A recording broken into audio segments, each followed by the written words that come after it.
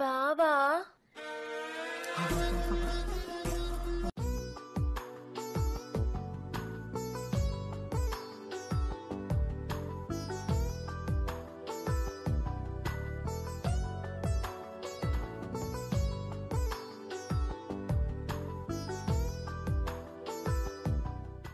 దివ్య తెలుస్తా సరేనండి.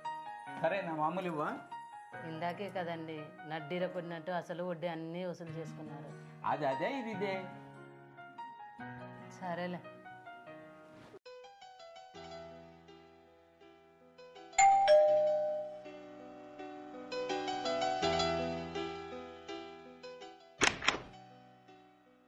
రాక ఎలా ఉన్నారు? బాగున్నారా? బావగారు అందరు బాగున్నారా? కూర్చో.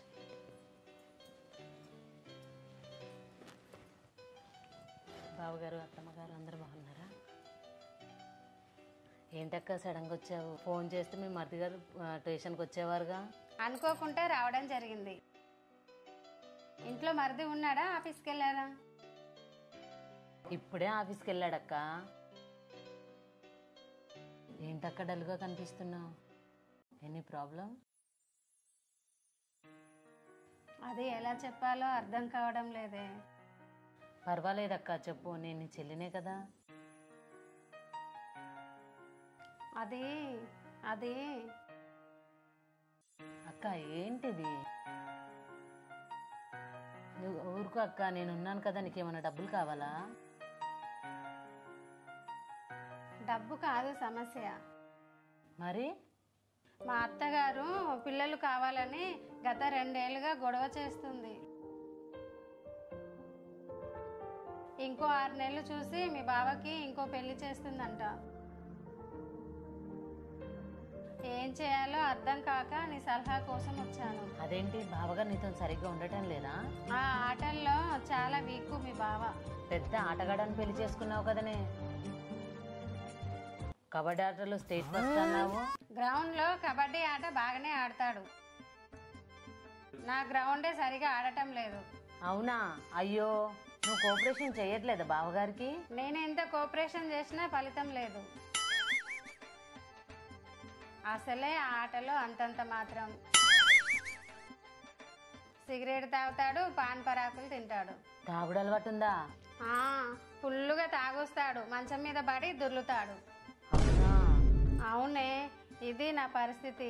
6 నెలల్లో సంతానం కాకపోతే మీ బావకి 2వ పెళ్లి చేస్తానంటుంది మా అత్తగారు. ఏం చేయాలో అర్థం కావటం లేదు. డాక్టర్కి చూపించారా? చూపించుకున్నా. నాలో ఏం లోపం లేదన్నారు.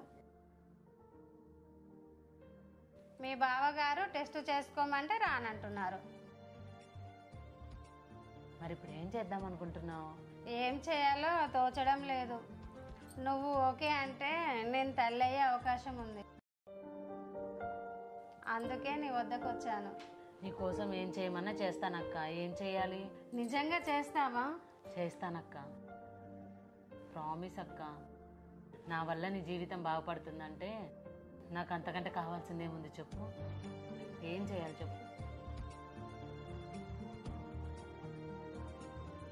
సరే అక్క, అర్థమైంది. సరే అక్క, లంచ్ ఏం ప్రిపేర్ చేయమంటావు? నీ ఇష్టం. చికెన్ కర్రీ చేస్తాను, నీకు ఇష్టం కదా. అలాగే. సరే, నువ్వు ఫ్రెష్ అప్ అవ్వు, నేను వంట చేస్తాను.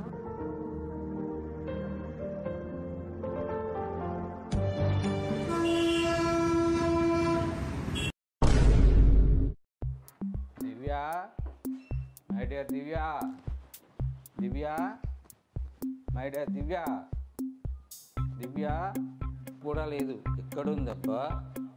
బెడ్రూమ్లో ఉందా? హలో, అప్పుడే నిద్రపోయిందా? అబ్బా, ఇప్పుడే కరెంట్ పోయిందే.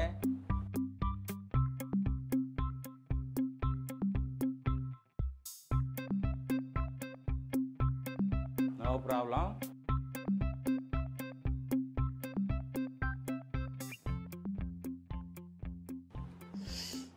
వావ్, పర్ఫ్యూమ్ సూపర్ ఉంది. కొత్తగా మాయిగా ఉంది. ఎప్పుడు కొన్నాడు యార్? ఇప్పుడు అది అవసరమా? అదేంటి నీ వాయిస్ కొత్తగా ఉంది? మత్తు బాగా ఎక్కితే అన్నీ కొత్తగానే ఉంటాయి. పర్ఫ్యూమ్ గురించి నా వాయిస్ గురించి ఆరా తీయడం మానేసి నీ డేరా లేపురా మగాడా. ఓకే ఓకే, నాకన్నా నీకే తొందరగా ఉన్నట్టుంది. ఉండదా మరి? లేక 1 year అవుతుంది. తొందరగా మూత తీసి తెడ్డు తిప్పరా మొగాడా. మాటలు కూడా కొత్తగా ఉన్నాయి. 1 year అంటున్నావు. అబ్బా మాటలు చాలు, చేతల్లోకి దిగు. కమాన్ రా. వస్తున్నా.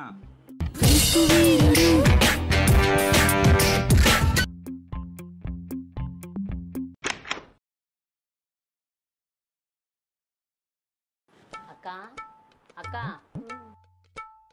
సక్సెసా?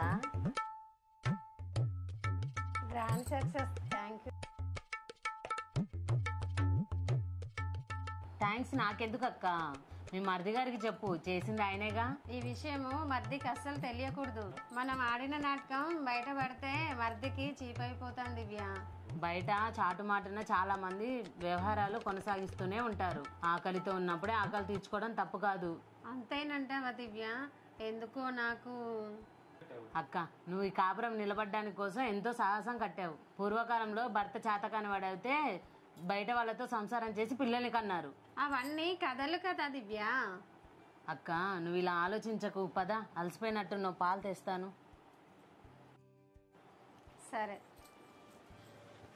The next day.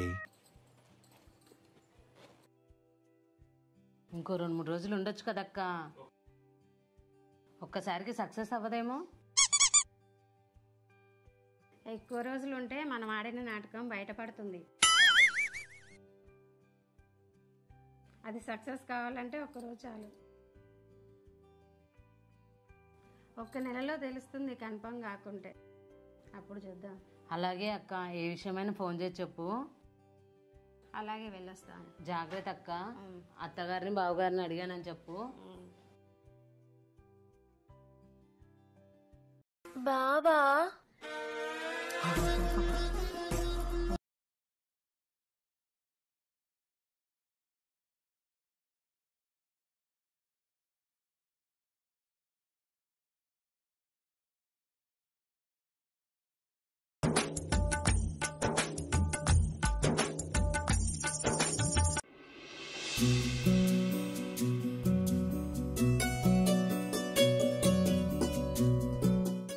అత్తమ్మ ఇదిగో కాపీ.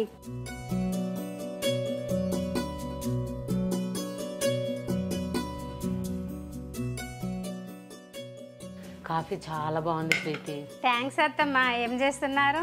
జాకెట్కి ఉక్సుపోతే కుడుతున్నా. కొంచెం సూదులో దారం ఎక్కించవా? అలాగే అత్తమ్మ, ఇటు ఇవ్వండి, ఎక్కిస్తాను.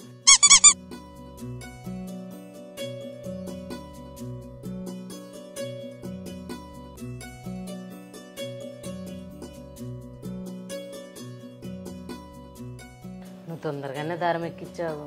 సూదిలో దారం ఎక్కేయడానికి మీ మామయ్య నాన్న తంటలు పడ్డాడు. ఎప్పుడు అత్తమ్మా? మా మొదటి రాత్రి రోజు. ఎలా జరిగింది? సూదిలో దారం ఎక్కించడానికి 1 గంట కష్టపడ్డాడు. అవునా? అంత కష్టపడ్డా మావయ్య? సూది రంధ్రం చిన్నగా ఉంది కదా, దారం ఏమో కాస్త పెద్దగా ఉంది, అందుకే దూరలేదు. చివరికి ఏమైంది? దూరిందా లేదా?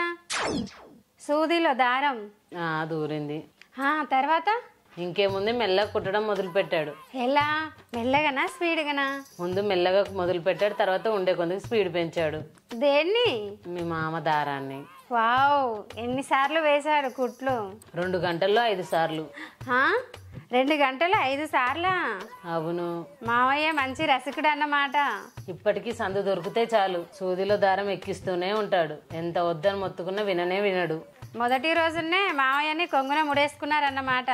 అవునే కోడలి పిల్ల, మొదటి రోజే మనం కట్టుకున్న మొగుని కట్టుకొని మన కొంగున కట్టేసుకోవాలి. అప్పుడే మన చుట్టూ తిరుగుతాడు. లేకుంటే కొద్ది రోజులకు మనం అంటే మోసు తీరిపోయి పాత పడిపోతాం. అప్పుడే మనకి దూరంగా ఉంటారు. అవునా? అందుకే నీ మొగుడికి కావాల్సినట్టుగా కోఆపరేట్ చెయ్యి. ఎలా చేయమంటే అలా చెయ్యి. అలాగే అత్తమ్మ. మీరు ఇప్పటికి కూడా మావయ్య సూదిలో దారం ఎక్కిస్తున్నారు. అవును, సోది ఇప్పుడు దబ్బనం. అయినా అదే జోరు కొట్టడం, అదే జోరుగా కుట్టడం. వావ్, అయినా ఈ వయసులో కూడా నీకు అంత ఓపిక ఎక్కడదత్తమ్మా? మీ మామయ్యకి దారం ఎక్కించింది నిద్ర పట్టదు. నాకు కూడా అలాగే అనుకో. రోజు అయితే బోర్ కొట్టదా? విసుగు అనిపించదా? పిచ్చిదానా, ఆ పని బోరు కొడితే యవ్వనం వేస్ట్.